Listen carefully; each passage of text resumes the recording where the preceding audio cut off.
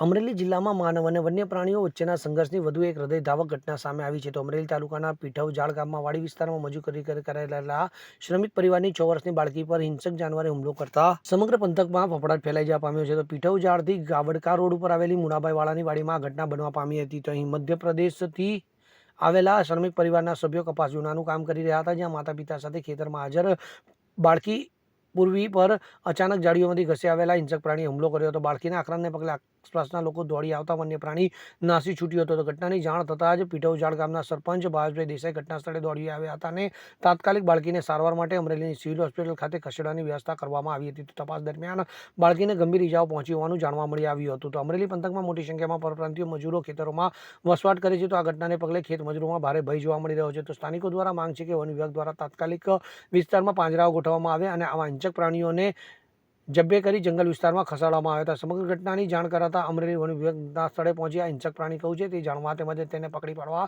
તજવીજ હાથ ધરવામાં આવી છે. બ્યુરો રિપોર્ટ, પાકો ગુજરાત.